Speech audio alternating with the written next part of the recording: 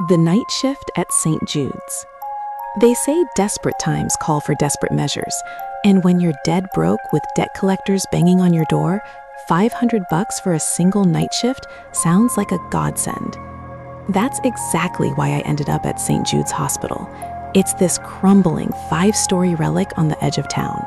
The inpatient wing has been shut down for years. It's basically a ghost town with an ER attached. My job was a piece of cake on paper. Sit in the security booth, watch the monitors, and patrol from 10 p.m. to 6 a.m. Easy money, right? The guy I was relieving, Earl, looked like he hadn't slept in a week. Dark circles, shaky hands, the works. He didn't even say hello. He just shoved a crumpled piece of paper into my chest. "Read it. Follow it. Don't try to be a hero," he rasped. Then he took off like a bat out of hell. I watched him speed away, locked the door, and laughed. Just the usual hazing for the new guy, I thought. But my smile faded the second I unfolded that note. Scrawled in frantic red ink, the header read, "Night Shift Protocol." Rule number 1. After 11 p.m., never look into the mirror in the second-floor restroom. If you do, close your eyes immediately and count to 10. Do not open them, no matter who calls your name. 11:15 p.m. The fatigue was hitting me, so I totally spaced on the rules. I went up to the second floor to splash some cold water on my face. The restroom smelled like bleach and old copper. I washed up, feeling a bit more human. Then, out of habit, I looked up at the mirror to check my reflection. Pitch black. In that split second before the lights died, I swear, I didn't see my reflection. I saw a shadow standing right behind me. "Jack." A whisper, right in my ear. It sounded exactly like my mom, but my mom passed away 3 years ago. "Jack, sweetie, I'm so cold." My blood ran cold. The rule flashed in my mind. Close your eyes, count to 10. I squeezed my eyes shut, gripping the sink so hard my knuckles turned white. 1, 2, 3, look at me, Jack. The voice warped, turning into a sick, gurgling moan. 4, 5, 6. I felt icy breath on the back of my neck. 7, 8, 9, 10. I snapped my eyes open. The lights were back on. The mirror just showed my own pale, terrified face, nothing else. I got the hell out of there. Maybe I was just tired. Yeah, just hallucinating from the stress. I ran back to the booth and downed some black coffee. I picked up the note again. Rule number 2. The elevator power was cut in 2005. If the doors open on any floor, do not enter. Sprint back to the booth and lock the door. 2 a.m. I was patrolling the first floor hallway when I heard it. Ding! The chime echoed through the empty corridor. I froze. 20 feet away, the elevator door slid open. A sickly red emergency light glowed from inside. And then, music.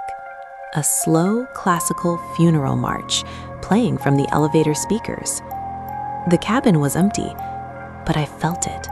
A heavy, suffocating presence inviting me in, like 100 eyes staring at me from that metal box.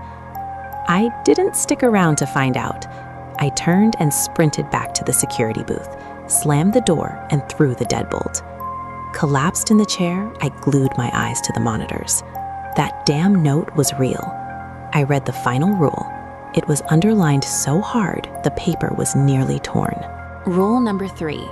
If there is a knock at the booth door after 3 a.m., do not answer. No matter what they say, no matter how familiar the voice is, do not open that door. 3:15 a.m. I was huddled in the corner, clutching my stun gun. Outside the glass booth, the darkness was absolute. Knock, knock, knock. 3 gentle taps on the glass. I stopped breathing. "Hey, buddy." It was Earl, the guard from earlier. "Look, I'm so sorry to bother you. I left my car keys on the desk.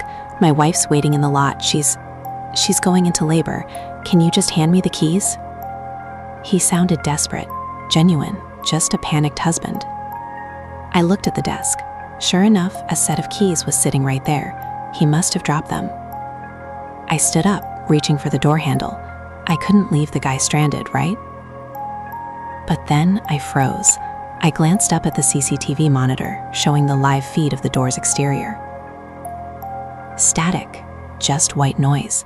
There was nobody on the screen. "Open the door, Jack, come on."